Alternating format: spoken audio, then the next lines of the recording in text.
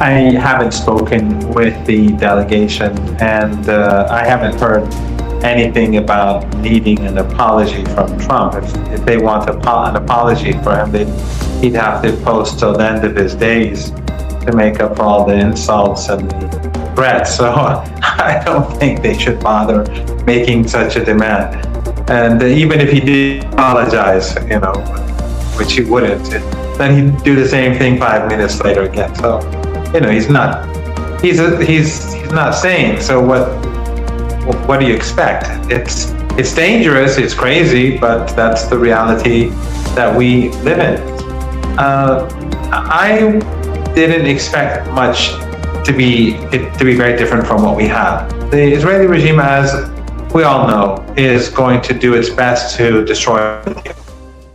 And Netanyahu is going to do more than any other person in the Israeli regime to destroy the deal. Because he has a personal interest. He does not want to go to jail. He wants to stay in power. The whole last 2.5, 3 years has been more about Netanyahu than preserving the Israeli entity. The damage that he's done to Zionism and to the entity called Israel is greater than any other person on this planet. The regime is despised across the world, and it is now being blamed for a war that is leading the world towards an economic crisis. So no one should expect Netanyahu to change course at this stage. He will do anything possible to make sure the deal collapses and that the region goes back to war. Now, is that going to happen? I don't know, because Trump is not someone who I even try to predict. Whenever I'm on a program and they say, what do you think Trump will do? I say, I have no idea. And even on Iranian television, whenever I appear and they ask me the same question, I say, I have no idea, go ask someone else, because I really have no idea. I've given up trying to understand Trump a long, long time ago. I don't follow his tweets, I don't follow his speeches. Maybe if someone sends his Truth Social post to me, I'll take a look at it. But it's just, it doesn't help me understand anything. Whatever I read, I know that it may not be relevant 15, 20 minutes from now, let alone an hour or two or a day or two from now. So it is quite possible that the tensions will go back to the periods, what we've been experiencing during the last 3-4 months. I would not rule out war at all. I would not rule out war. I don't know if I'm connected or not, but I would not rule out. Okay, I would not rule out war at all. I would not rule out military conflict. And I think that if there is no progress at the negotiating table over the genocide in Lebanon and the Iranian assets that were supposed to be freed and have not been freed, as well as the sanctions waivers that were supposed to be declared but have not been declared, then I think Iran will shut down the Strait of Hormuz. And if the Israeli regime renews attacks on Lebanon, then I think the chances for a missile strike from Iran are very high.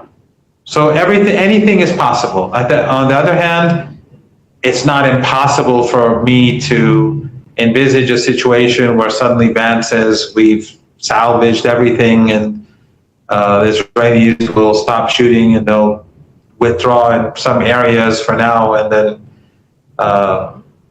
then some agreement will be made over the financial issue and the waivers. That's possible too. I find that to be less likely because if they had the will to do it, they would have done it before this trip. But anything is possible at this stage. So, and I'm not good at predictions. So if you ask me to predict, whatever I say, well, the opposite, you can assume that will happen. You did a post earlier today that a lot of people were talking about, where you said within hours of Iran closing the Strait of Hormuz, the Zionist regime agreed to a ceasefire and stop killing Lebanese children, which is true. That's what happened yesterday. Iran closed the Strait of Hormuz within 2 hours, I think it was. And we got reports of a halt of military operations in Lebanon. What seems to was happening, what I saw what was happening before that, before I keep reading your post and ask you a question, it seemed, I felt that Israel's already accepted a ceasefire. Axios reported a U.S. official telling them that the Israelis, Netanyahu, did accept a ceasefire, but it seemed he wanted to achieve one military victory before he seizes fire and capture that hill. There's a big hill next to Nabatiyeh, which is considered a Hezbollah stronghold, and they were bombarding it very heavily. They couldn't get to it. They're trying to go around it to encircle it. And then the Iranians seemed to be fed up. They didn't want to give that leeway to Israel to capture the hill. They closed the Strait of Hormuz. Netanyahu was like, all right, we'll declare ceasefire. But I think they knew, they changed the map before declaring the ceasefire, and they included that hill in the security zone. So there's a bit of a power struggle happening right now about that one hill. Now you posted, I'll read your post again. Within hours of Iran closing the Strait of Hormuz, the Zionist regime agreed to a ceasefire and stopped killing the Lebanese children. By morning, Iran gradually reopened the strait. Trump now issues hollow threats to claim credit for the opening, but the timing says otherwise. And the reason that post, a lot of people were sharing it, is the IRGC, or we got reports that the IRGC did close the Strait of Hormuz. So did they reopen it? Is it still closed? What is the situation right now in the Strait of Hormuz? Well, I don't know about now, because every 5 minutes something new is coming out. So it's I can't say. As I said, that we're living in a madhouse. Before the program, I told you, if whenever just like you, I'm quite willing to get off this roller coaster whenever they say it's over. But we're on this roller coaster. So after the Israeli regime declared the ceasefire, then the Iranians, I think in the morning or near morning, I don't know exactly, but they gradually lifted the siege, the closure of the Strait of Hormuz, because the Iranians want the deal to work. They want the genocide in Lebanon to stop. They want the occupation of Lebanon to end. They want the agreement to move forward. That's what all these negotiations were for. And what is extraordinary is that the Americans they were negotiating for weeks, and then finally when we have an agreement, stage one, they're unwilling to move forward. And then Trump threatens Iran, he says the negotiators are never going to get back, whatever that means. Then he says Iran will be wiped out, another madman statement. And then he's going to take the strait, put in a toll of 20%, and all the other nonsense. So who knows where things are now, because we'll have to see if the delegation is going to continue to negotiate. Are they going to return to Iran? Are they going to sit there and wait and see if the United States changes its mind? It's just, right now, it's for me, it's absolutely unclear what will happen. But this does show the state of affairs in the empire. An empire that is rapidly on the decline. It has lost the war against Iran. Before the show, you were talking about the polls carried out among Israelis, where there's an almost universal consensus that Iran won the war. So the United States lost this war, lost the siege warfare, and thus that was reflected at the negotiating table. But now we're hearing Trump say things that are completely contradictory to what he's agreed to. We're hearing people close to Trump saying that we're going back to war. Perhaps, perhaps not. I don't know. I can't comment on that.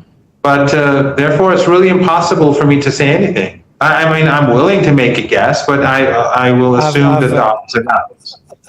To confirm your point, breaking news just now as you were speaking.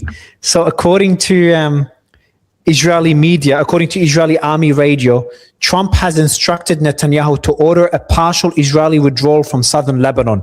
We saw reports of that before, about an hour ago, that Israel, according to Channel 12, I think, that Israel was considering a partial withdrawal, which includes the Beaufort Castle, that very symbolic castle, which will be it would be an embarrassment for Israel to withdraw from that territory, including that castle. And that would be horrible politically for Netanyahu. But it seems that the pressure campaign by the Iranians walking out of the negotiations and closing the Strait of Hormuz has worked.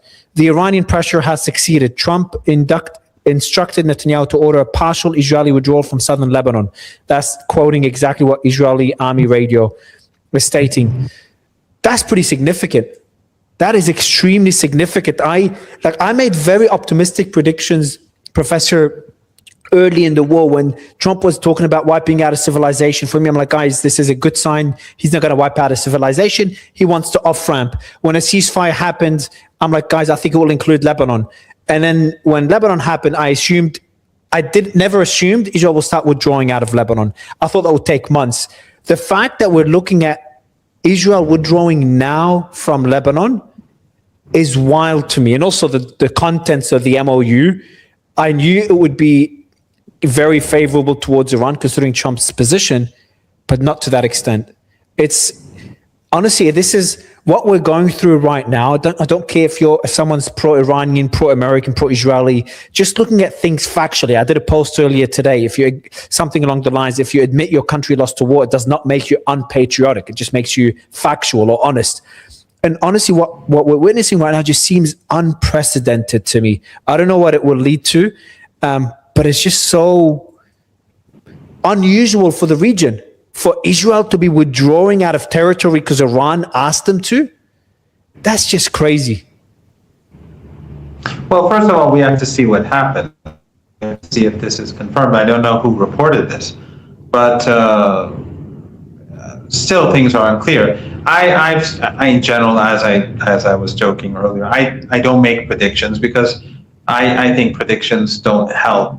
The only thing I was sure of from the very beginning, as I'm sure you know, was I knew that Iran would win the war. And I knew that Iran would outlast Iran and outlast Trump in siege warfare. And I knew that Iran would get a favorable deal because anyone who looks at the facts on the ground would recognize that. In fact, patriotic Americans should be glad that it ended this way because Trump, the warmongers in the United States are not working for the American people. They're working for the Israeli regime.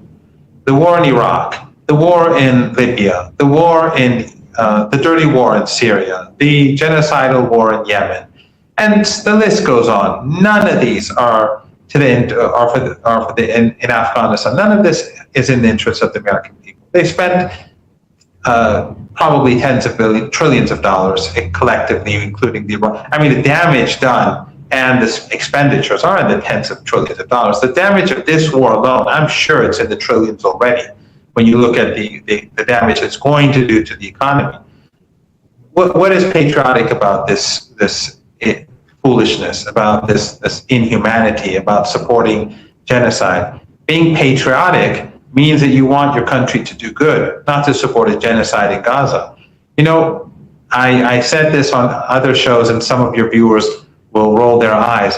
But again, I stress people should go and read the book, Going to Tehran. You should read the book, Going to Tehran, by Flint and Hillary Leverett. They both worked in the White House. They both were somewhat high-ranking officials. And Flint Leverett was in charge of the Middle East. Hillary Leverett was in charge of the Persian Gulf. That's where they met, and that's where they got married. After coming out of the White House, Flint resigned over the Iraq War, so a principled person. Hillary's Jewish, Flint's a Catholic. They wrote a book on Iran, their views on it. They learned more about Iran. They wrote a very good book about Iran, about many of the myths of the country that is set in the West, by Western think tankers and Western media. And then they said that, look, if we do not resolve the issues between Iran and the United States, it's going to lead to a dangerous place. And what happened to them? These are the patriots. This Jewish woman, this Catholic man, these are the patriots. Both of them were demonized, both of them were marginalized, and they disappeared from the think tanker world. And why? Simply because they were saying, let's not have war with Iran, let's move towards rapprochement. The Democrats, the Republicans, everyone demonized these people. And they turned out to be right. And if they had listened to them, when they if they read their book and listened to them, we wouldn't be where we are today. That's what a patriot does.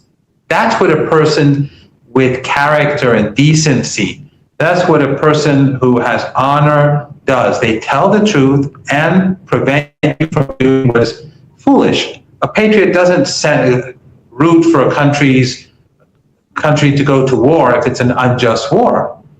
A patriot does the opposite. But in any case, I have no idea what's going to happen. We'll have to see how this plays out. But Mario, at the end of the day, why is the United States so hostile towards Iran? It's because of Israel.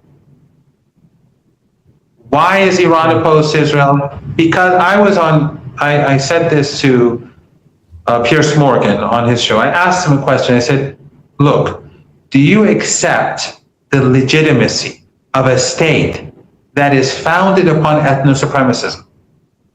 And he said, I don't understand what you're saying. I don't get what you're saying. And I asked again, I rephrased it. And I asked him a third. He wouldn't answer. And since then, he's invited me a number of other times. And every time I remind him that you were unwilling to answer that question. This is the issue. This evil Iran, and again, people should read Going to Tehran. Also, Alistair Crook, who was on your show, his book, Resistance, that is another book to read. There are good books on the nuclear program. Peter Oborn's book, A Dangerous Delusion, and Gareth Porter's book, Manufactured Crisis. These 4 books are very good. These are the good books that I know. But when the United States pushes for conflict with Iran, the foundation of it is Iran's opposition to ethno-supremacism. That is it. Iran has Jews. In this city, we have Jews. In this, very close to where I am now, because I'm at the Al Mayadeen studio. I came here early for your shows because I wouldn't have time to come from home. Very close to where I am, you have at least 2 or 3 synagogues. We have a Jewish MP, and we have kosher restaurants in Tehran and in Isfahan, probably elsewhere too. I don't know about other cities. Iran has never been anti-Jewish. They bombed a Jewish synagogue during the war in Tehran, the Israeli regime. Why? Because it's anti-Zionist. So who are the anti-Semites? Of course, the Palestinians are Semites, but who are the real anti-Semites? So the problem that the United States has with Iran is not a bilateral issue. Even though the US carried out a coup against Iran in 1953, supported the Shah as notorious secret police, supported the Shah during the revolution when he gunned down people, supported Saddam Hussein, gave him chemical weapons. All that is true. But as we speak, there's nothing that prevents normalization, not peace, normalization between the 2 nations, except for Israel. I'm talking about something far bigger than just peace. So that is the problem. And the problem is that Iran is guilty of saying no to ethno-supremacism. You would think that in today's world that would be something that everyone would agree upon. But no, in the West, they are fully supportive of ethno-supremacism. So this is where the fault line exists. But in any case, the Iranians have signed this agreement. This agreement can lead us to a stable global economic situation.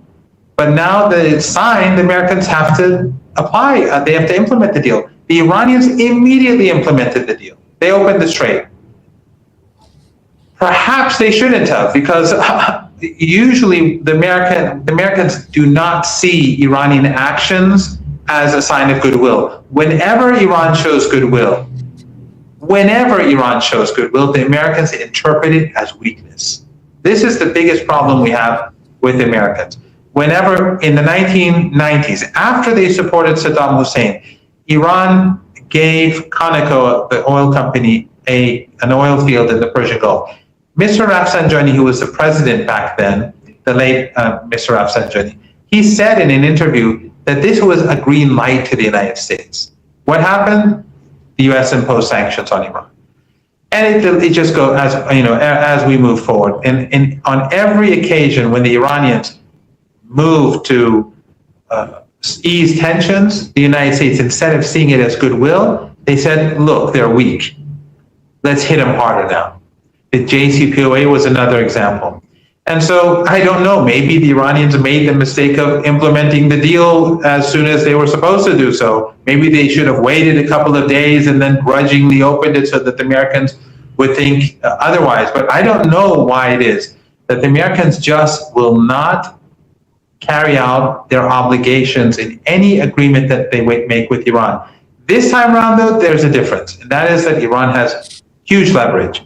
Iran is prepared to go back to war. Have no doubt. I don't like war. I've fought in war. I've seen war in Lebanon. I've seen war in Syria. I've seen war in Iraq. I've seen war. And I've been shot. I've survived 2 chemical attacks. I have shrapnel wounds. I know what war is. But Iran is ready for war. Iran is ready for siege. It doesn't want war, doesn't want siege warfare, but it's ready for it. So the smart thing would be for Trump to continue to de-escalate. But I have a feeling that the Zionist lobby in the United States is giving him hell. Yesterday, what's his name? The senator said he spent 4.5 hours with him.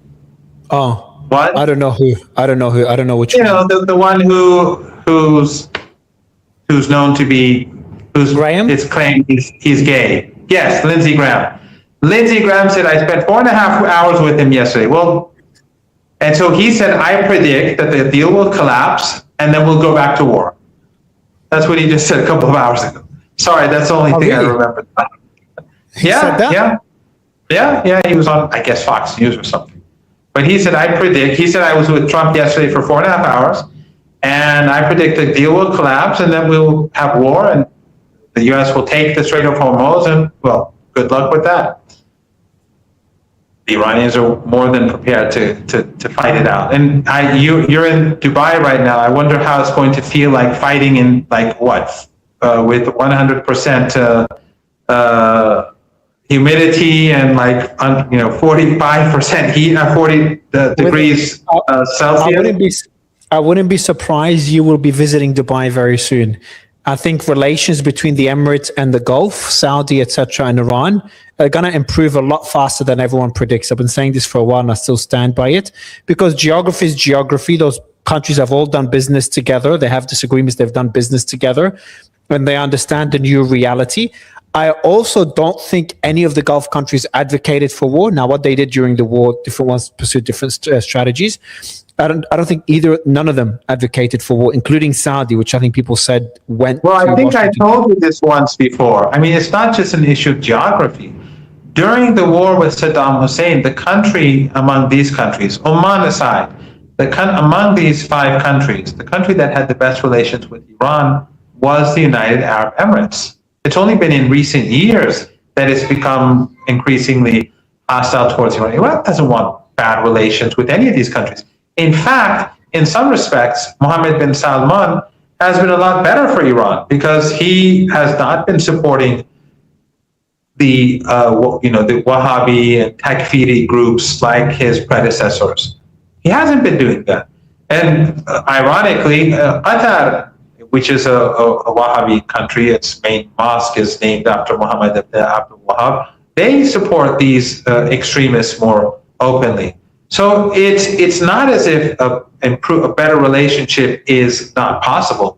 Iran wants an excellent relationship with all of these countries. And look at Oman. Oman chose not to get involved and is reaping the benefits. So there's the problems that exist are because of the empire. The empire divides and the empire rules. They promote sectarianism, they promote racism, they promote hate and hostility, and they've succeeded, not just in our part of the world. But why wouldn't Iran want to have excellent relations? So much of the world's wealth comes from the Persian Gulf.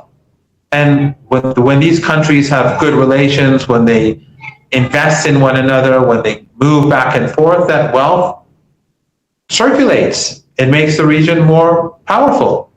That's what the United States does not want. That's what the Israeli regime does not want. I found a quote by Lindsey Graham yesterday. I spent 4.5 hours with President Trump on Friday. If this deal fails, Trump is going to take over the Strait of Hormuz by force. If Iran contests control of the Strait of Hormuz, we'll obliterate them. I think this is more a political statement, and he's kind of being Trump's lapdog, the one to make threats for him. I don't think there's anything to it. I don't think the discussions were about going back to war. And there's, while you were speaking as well, Netanyahu speaking, he first says, Mark Levin spoke before him. He says, thank you, Mark Levin. I wish I could use you as my advisor every day. It's just effing wild for me, Professor, how people like this are not considered traitors by the United States of America. You know how bizarre this is for people on the outside, watching people like Mike Huckabee says the U.S. would not exist without the state of Israel. And then people like Mark Levin being praised as and another prime minister of another leader of another country says, I wish you were my advisor. It is all just so bizarre. And now Netanyahu then said the following: in the US, they say that Trump does everything that I ask him to do. And in Israel, they say I do everything he wants me to do. Neither is true. We are leaders of independent and proud countries. I stand for the interest of Israel. But if you look at action, also while you're speaking, there's the IDF Home Front Command has announced that all restrictions put on northern Israel are to be lifted starting 6 a.m. tomorrow. Signifying the success of the ongoing latest ceasefire. A full day has passed without any firing by either side, blah, blah, blah, blah, blah, blah. But when you have action like this, it kind of cements the ceasefire. Now, obviously, there's a lot of reasons to be skeptical. We don't need to go through all of them. By the way, just for the record, even though whatever I haven't made predictions in years, and not because I'm afraid of making them. There are too many things. There are too many variables. But I agree with you. I don't think Lindsey Graham is what he says is necessarily what's going to happen. I find it hard to believe that Trump will go back, although he could, that he would go back to open warfare, because that will crash the global economy. It won't be a recession. It will be a Great Depression worse than the 1930s. And that will be the end of Trump. And it will be the end of many things. It will create a dystopian world that no one wants to see. But I'm not ruling it out. But I don't think that he'll go there. And I think that's the reason why, when Iran was about to strike the Israeli regime when they bombed Beirut the last time, that he immediately gave those concessions to Iran to get it over with. But then again, it's Trump, so he's not stable. He's not someone who, he'll say one thing now, tomorrow morning he'll say something different. So I can't predict what will happen. But what I'm saying is that the likes of Lindsey Graham are there, and the Zionist lobby will do whatever they can to reignite war, or to create circumstances which will ultimately lead to war. And that is an important thing to keep in mind, that they may not be able to drag us down towards war directly, but they can create circumstances which would lead to war. And that's something that we should be we should keep our eyes open about. Agree. I wrote down two good questions. I'm going to enjoy asking those. The first one is actually one good question, but let me get your opinion on this first. You mentioned earlier that Iran could strike Israel. I've been debating this with guests on whether it's an interesting point, because if Iran strikes Israel, it could be a good deterrent, because I don't think the Americans would get involved. But others are arguing this is what Israel wants. This is the trap. They're trying to trap Iran by getting Iran to strike Israel and dragging the US into it. And one of my guests said, Mario, I don't think Iran would strike Israel because they don't want to fall into Israel's trap. So that's why they closed the Strait of Hormuz instead. Would love to get your thoughts on that. I agree to a point that Iran doesn't want to restart the war. Iran doesn't even want to close the Strait of Hormuz. Iran wants this deal to move forward, and that's clear. But Iran won't sit back and watch the Israelis bomb Lebanese villages and cities every day and see every day 100 people slaughtered. Because the West doesn't care. Western media doesn't care. Western journalists don't care. Mainstream media journalists. You don't see any of these famous journalists in the West tweeting about the Lebanese kids who are being slaughtered or the families who are being massacred one by one, two by, just like we didn't see it in Gaza. They don't care. Or if they do care, they don't care enough because they'll lose their status in mainstream media. So we have no option but to do something about it. So we have, I guess, two options. One is to shut down the Strait of Hormuz, and the second is to strike the Israeli regime. I don't know which comes first, but what Iran wants is just the genocide to stop. Whatever makes it. So Iran doesn't want to re-engage in war with the United States. It's prepared to do so if that's where the Americans push it. We've seen how Iran fought for 39 days and how in the skirmishes Iran hit back very hard. But what we need to have is to have the genocide in Lebanon stop. Now, some people tell me another question. I thought you were going to ask about football, because Iran is playing Belgium in less than an hour, in 15 minutes actually. But if I'm correct. That means you have a very, very, very hard stop in 15 minutes, non-negotiable hard stop. Exactly. Although I hope they win, but it's Belgium after all. But one thing that I think is that people ask me, which is a valid question, is what about Gaza? So Iran, there's a difference between Gaza and Lebanon. Right now, there's a genocide taking place in Lebanon, an invasion of the country. In Gaza, I know the ceasefire is fake. And ever since Trump's fake ceasefire, 1,000 Gazans have been martyred and more than one child a day. I'm saying this to remind people that evil things are happening in Gaza every day. But the problem with Gaza is that the countries in the region, sadly, they went to Egypt with Trump and endorsed his fake ceasefire, an unjust, unfair, ugly ceasefire. The heads of state of Jordan, Turkey, Azerbaijan, Egypt, Morocco, leaders from the Persian Gulf, Pakistan, I think even Indonesia, from across and non-regional countries. The British Prime Minister, they all went there and endorsed this. And when the Iranians say that the Israeli regime has to leave Gaza, Trump says there's an agreement. Whenever they say they have to keep the killing, his people say there's a ceasefire. And none of these countries that went and endorsed this ceasefire in Egypt, none of them are screaming and protesting and demanding something to be done.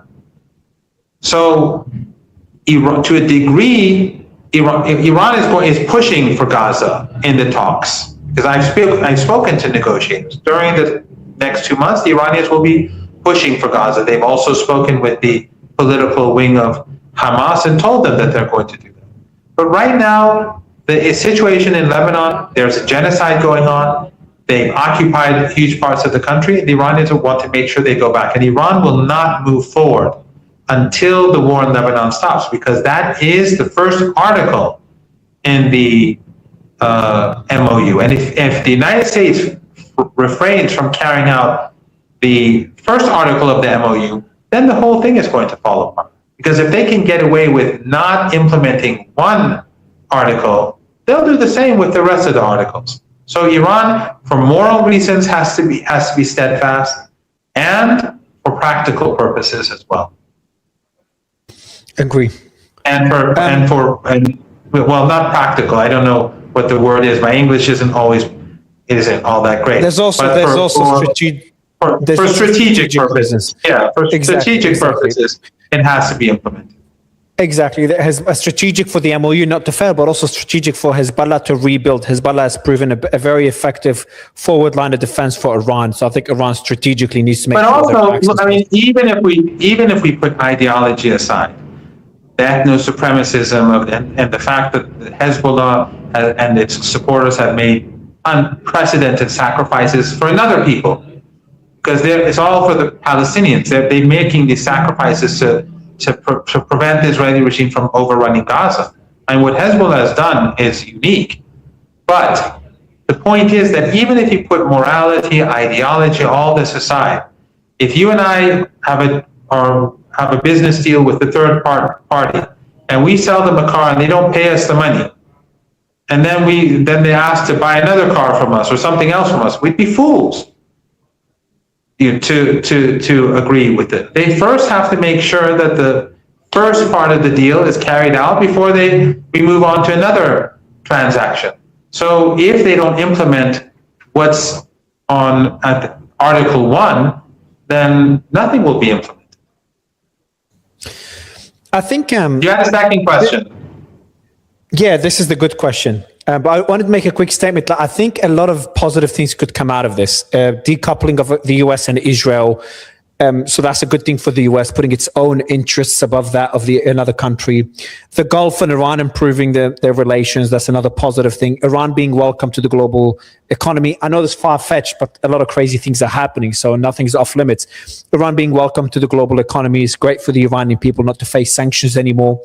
And also, I think Israel could benefit. I think the balance of power shifting towards Iran and the US moving away from their unconditional support to Israel would force Israel to accept reality and change their foreign policy, that foreign policy that has been leading to that cycle of violence, and maybe bring peace with them in Lebanon and al-Shara in Syria.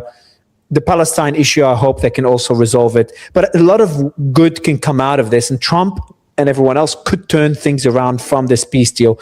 I know it looks very unlikely considering, the reason why I'm smiling is that the problem that the Israeli regime has is not foreign policy. It's internal policy. I mean, they won't have a problem with Sharia because Sharia he's been brought to power by the Americans. But their problem with Iran, with Hezbollah, with others, stems from ethno-supremacism. We can't have relations with a regime that's based on ethno-supremacism. The name of the country, whether it's Palestine or Israel or Disneyland, it doesn't matter to us. What matters is that there are at least half of the population, some say 600 to 700,000 people in Gaza have been killed, have died in this. But if that's the case, then maybe the Israelis are the Israeli population is a bit larger. But about half of the population, if not a bit more, until before the genocide in Gaza, was Palestinian. They are part of that land. And I just heard Max Blumenthal 2-3 weeks ago on a podcast. He said that 50%, almost 50% of American Jews under the age of 35 believe that Palestinians and Jews should live side by side. That is an anti-Zionist position. And the other half are not like pro, genocide. Some say two-state solution and so on. But the point is that half of young Jews in America are opposed to, and that is a big thing because they're propagandized, of course, like everyone else. America's the most propagandized country in the world, and they're propagandized by the Zionists. So for almost half of the young Jews in the United States to reach such a conclusion is a huge achievement. And of course, it shows their intellectual courage to be able to reach this phase. But the Israeli regime, the problem that it has is not its foreign policy, it's its internal policies. Agree. And this is where the Palestine issue comes in. And I hope there'll be global pressure for them to really change. And Max did tell me this a couple of days ago, that statistic, which surprised me as well. Now the question, you remember a few weeks ago, and a lot of people forget, we were talking about wiping out a civilization to never return again. People worried that Trump would use a nuclear weapon, Israel would use a nuclear weapon, on and on and on. And despite all the pressure that before and that's ongoing till now, Trump walked away. Now, obviously, we both criticize, one thing we agree on, this war is a stupid war. But would you give Trump credit up to this stage here, not for the war, criticize him for that, but what he's done since? And it's not an aha, got your question. I'm genuinely asking, so take your time in answering it. But do you think he's doing the right thing by the US, putting rhetoric away, the action, signing this MOU, talking, justifying Iran's ballistic missile program, him and JD Vance talking about reconstructing Iran and welcoming Iran back to the global community, and also forcing Israel to stop what they're doing in Lebanon. Do you think he's approaching things right now? If that's what he does, because we're still like right now you could just say, oh, there's new breaking news and the Israelis are going to move on to Beirut. Who knows? But if what you just said is carried out, all the 6-7 things that you mentioned, then he's doing the right thing for the American people. But with Trump, you never know. So you have to always be on your guard. You have to be prepared for war. You have to be prepared for siege. You have to be prepared for the worst. And this in itself is a great disservice to the United States, because when no one can trust anything that you say, if we cannot trust an MOU that was just signed 3 days ago, then what are you supposed to do with the United States? If this was not like last year's agreement, this was not Obama's agreement, this is like 3-4 days old. So if you're not going to abide by your commitments in this 3-day-old piece of paper, then what is Iran supposed to do? I've got a couple of statements from Netanyahu. I know it's not the best thing you'd want to hear as we get close to ending the interview, but let's just go through some of the key points he's mentioned to see if we try to dissect what he means. The ratio in Lebanon is 5-1, not 5 civilians killed for every terrorist, 5 terrorist kills for every civilian that is harmed in the process. Unheard of. Okay, that's irrelevant. Sorry, just a silly statement. He talks about, as long as we need to protect our people, we will remain in the security zone in South Lebanon. The reason is perfectly understood. No country will be asked to do otherwise. Well, what would America do? And then he justifies what the US would do instead. He talks again about remaining in the security zone in Lebanon. Then he talks about a statement on Iran. For years, people told us you cannot attack the soil of Iran. Yes, you can do Mossad operations. We did quite a few. I authorized many. But you cannot send our military to Iran. We changed that. We sent our brave pilots over the skies of Iran. And then he says, I think we created the conditions for the Iranian regime's fall. And then he also says, we attacked their bridges. We attacked so many targets. The cumulative damage that we did to the IRGC economy is not counted in the millions, not in the hundreds of millions, not in the tens of billions. It's counted in the hundreds and hundreds of billions of dollars. It will take them a long time to recover, a long time. And lastly, he says, we prevented Iran from carrying out a plan to annihilate us. And today we have had a nuclear weapon. If they had a nuclear weapon, they would have sent an atomic bomb against us, blah, blah, blah. If I read those, no need to talk about what he's saying that's true and not true, because I think we all know. This is about political survival. It does, exactly. That's how I see it. It seems like a victory speech, and that's a good thing, because it seems like, similar to what Trump, when you give a victory speech, it's like you're planning to wrap things up. When you start talking about threats and risks and we will continue justification speech, that's concerning. That looks like a victory speech to me, which ironically is a positive thing, because it looks like the Israelis are also wrapping things up. Would you agree, based on the limited statements I've mentioned?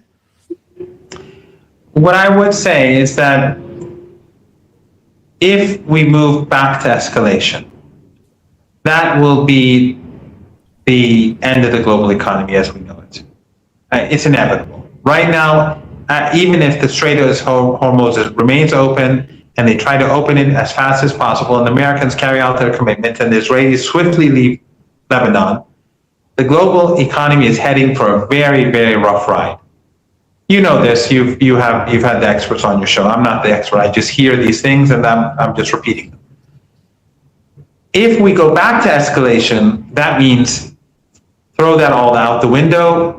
The global economy is going to tank and everyone is in real trouble, and we have no idea what to do, because no one knows what will happen when the global economy tanks. In other words, do you buy stocks? Do you buy gold? Do you buy it? No one knows. No one knows what's the right thing to do then. So I would imagine that Trump would be desperately pushing to bring this to an end. And therefore, I would not be surprised if Netanyahu is forced to leave Lebanon, but in a way to make it look less humiliating. In other words, he would stay for a few weeks or kill a few people here and there, kill a few kids, so on. That is the logical, that is if they were logical, sinister but logical, that is how I think it would play out. But Iran is, and the thing here is that Iran is not going to back down. For Iran, Lebanon is a red line. The genocide must end, the occupation must end, otherwise we can't go forward. In addition to that, Iran's assets have to be returned, and the sanctions on Iran's energy exports have to be lifted. That has to happen, and the Americans can do all three of these things. But we live in an insane world, and we're riding a roller coaster, and I cannot say for certain what's going to happen next. Professor, good luck with the football game. You're going to be late. It's about to start. It's a pleasure to speak to you again. Thank you so much for your time.